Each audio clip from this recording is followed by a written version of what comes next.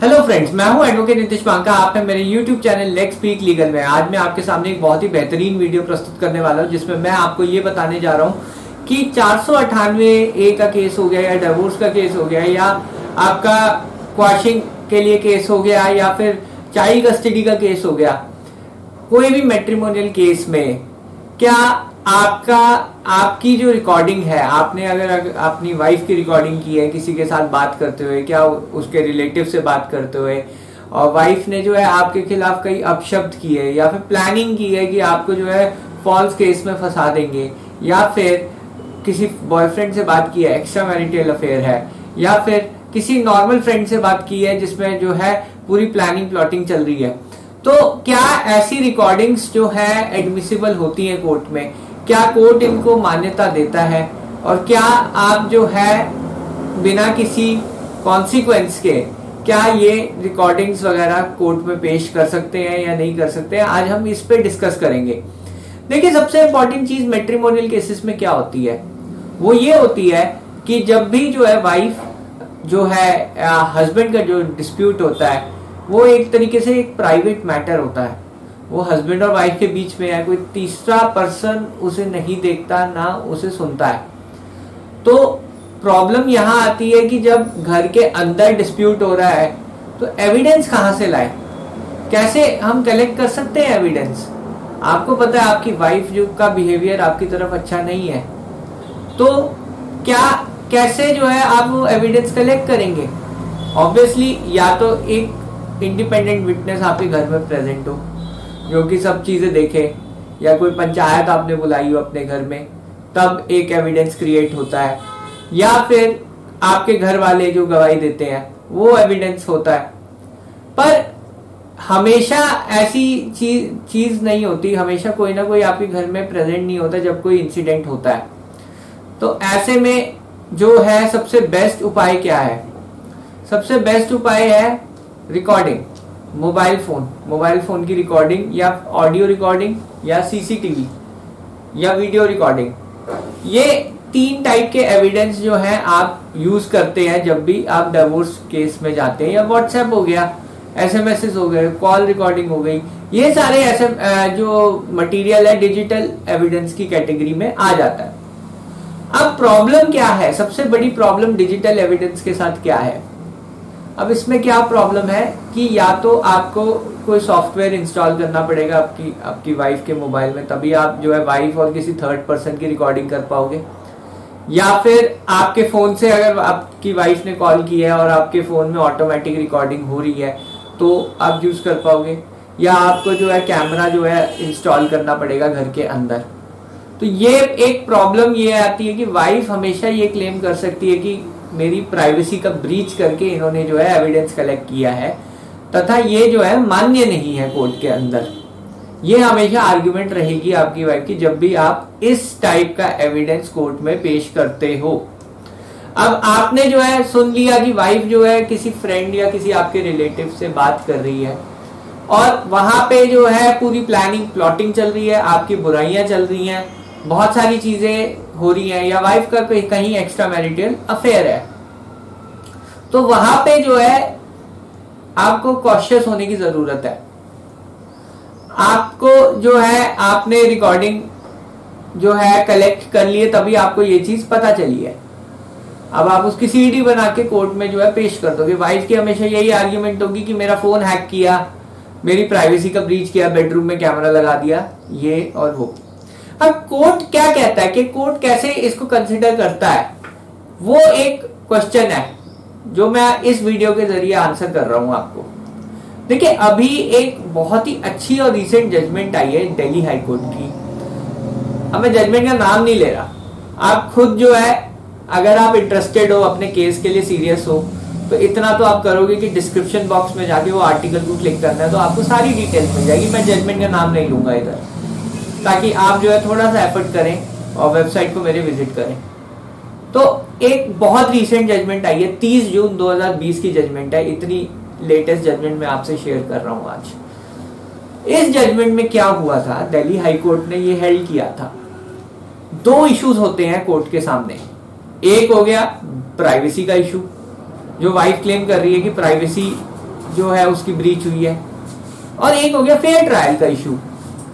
अगर हस्बैंड और वाइफ का डिस्प्यूट चल रहा है तो प्राइवेसी, जो कि एक मेन ग्राउंड होता है कि वाइफ क्लेम कर सकती है, जो कि अभी फंडामेंटल राइट डिक्लेयर कर दिया ऑनरेबल सुप्रीम कोर्ट ने, वाइफ कह सकती है कि मेरा जो फंडामेंटल राइट्स है उसका उल्लंघन करके इन्होंने रिकॉर्डिंग की है, मेरा फोन हैक किया, मेरे बेडरूम में जो है कैमरा लगा दिया और जो है सीक्रेटली इन्होंने जो है सब चीजें रिकॉर्डिंग की है, तो इस एविडेंस को मान्य नहीं करे कोर्ट, कृपया इसको दरकिनार करे एविडेंस को। तो ये जो है वाइफ जो है स्टैंड हमेशा ले सकती है। अब हस्बैंड की तरफ से क्या आर्ग्यूमेंट होगी? हस्बैंड की तरफ से ये आर्ग्यूमेंट होगी कि हस्बैंड वाइफ का डिस्प्यूट है जनाब, हस्बैंड वाइफ के डिस्प्यूट में सब चीजें प्राइवेट ही तो होती है, कोई ऐसी चीज नहीं है कि इसमें कोई पब्लिकली कर रहा हो। कोई अगर घर के अंदर डोमेस्टिक वायलेंस हो रहा है वाइफ की तरफ से या अब्यूजेस हो रहे हैं वाइफ की तरफ से, कोई तीसरा बंदा तो उसे विटनेस करेगा ही नहीं। मैं अपना केस कैसे प्रूव करूंगा? मैं कैसे प्रूव करूंगा कि वाइफ का कंडक्ट ऐसा है? मैं कैसे जो है एविडेंस दिखाऊंगा कोर्ट को? मेरे कहने से तो कोर्ट मानेगी नहीं, इंडिपेंडेंट एविडेंस तो चाहिए मुझे, कोलैबोरेशन तो चाहिए मुझे जनाब। तो हस्बैंड की साइड से ये आर्गुमेंट होगा कि फेयर ट्रायल के लिए मुझे ये एविडेंस ऐसे ही कलेक्ट करना पड़ा और इसलिए मुझे जो है कोर्ट के समक्ष जो है ये एविडेंस लाना पड़ा। तो अब देखिए दो सिचुएशन है, एक तो ब्रीच ऑफ प्राइवेसी और एक हो गया आपका फेयर ट्रायल। दोनों ही बहुत इंपॉर्टेंट इश्यूज हैं। अब कोर्ट ने क्या किया? कोर्ट ने एक मिडल पाथ लिया। कोर्ट ने जो है सेक्शन 14 फैमिली कोर्ट एक्ट का रेफर किया, एक ऑनरेबल सुप्रीम कोर्ट की भी जजमेंट रेफर की। अब क्या होता है, अगर क्रिमिनल ट्रायल भी चल रहा हो तो ऑब्वियसली पुलिस जो है डिस्कवरी करती है, सर्च और सीजर करती है, मतलब पुलिस भी तो छानबीन करती है ना और एविडेंस लाती है। क्रिमिनल केसेस में अगर हम देखा जाए तो वो तो एडमिसिबल होता है, क्योंकि आप ये नहीं कह सकते कि अगर एक्यूज्ड है, एक्यूज्ड यानी कोई गुनहगार है, उसने कहीं बंदूक छुपा दी है तो कोर्ट क्या करता है? कोर्ट से कोई कोर्ट जो है वो एविडेंस अगर पुलिस लेके आती है, बंदूक लेके आती है, वो मान लेता है, क्योंकि सेक्शन 27 में अगर जो एक्यूज है यानी आरोपी है वो ये बताते कि मैंने बंदूक यहां रखी है और पुलिस ढूंढ के कोर्ट के समक्ष ले आती है, वो सेक्शन 27 में एडमिसिबल एविडेंस माना जाता है। तो जब वो चीज मानी जाती है तो मैट्रिमोनियल केसेस में जो कि प्राइवेट इन नेचर है, वो तो क्रिमिनल केस तो पब्लिक इन नेचर होता है, पब्लिक रॉन्ग है, खुले में होता है, तो उसमें विटनेसेस भी मिल जाते हैं, आई विटनेसेस भी मिल जाते हैं। बट जो फैमिली ट्रायल होता है, फैमिली कोर्ट का जो होता है मसला, वो हमेशा प्राइवेट पार्टीज के बीच में होता है, जो कि घर के अंदर होता है। तो इन केसेस में तो आपको जो है ऑब्वियसली आपको अब टेक्नोलॉजी आ गई है तो आप जो है रिकॉर्डिंग ही पेश करोगे, या वीडियो रिकॉर्डिंग या ऑडियो रिकॉर्डिंग। तो कोर्ट ने कहा ये एविडेंस एडमिसिबल होंगे, बट इसमें 3 कंडीशन कोर्ट ने रख दी।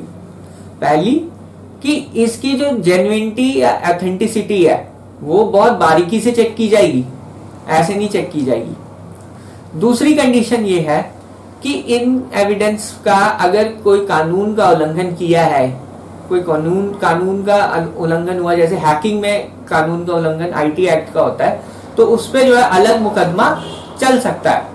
तीसरी चीज, मेयरली अगर एविडेंस इनकरेक्ट वे से मिला है, यानी गलत तरीके से एविडेंस कलेक्ट किया गया है, इसका मतलब ये नहीं है कि वो इनएडमिसिबल है।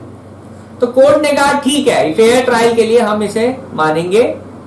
तो कोई भी कोर्ट जो है ये नहीं आपका कह सकता कि ये आपने गलत तरीके से ऑब्टेन किया है इसलिए हम नहीं मानेंगे, और हर एक केस टू केस बेसिस पे जो है कोर्ट यही डिसाइड करेगा कि ये एडमिसिबल है।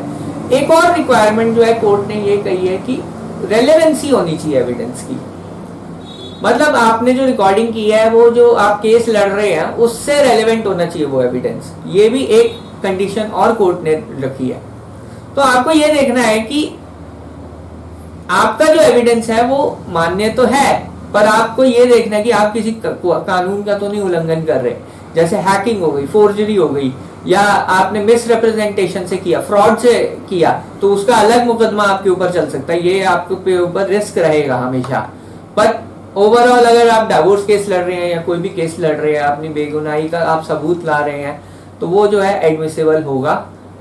ये 3-4 कंडीशंस हमेशा रहेंगी उसके साथ। तो आपको ये वीडियो कैसा लगा कमेंट कीजिए, चैनल को प्लीज मेरे सब्सक्राइब कीजिए, लाइक कीजिए, और आप जो है ये आर्टिकल जिसमें मैंने ये जो जजमेंट्स का रेफरेंस लिया है वो आप डिस्क्रिप्शन बॉक्स में जरूर चेक करिएगा।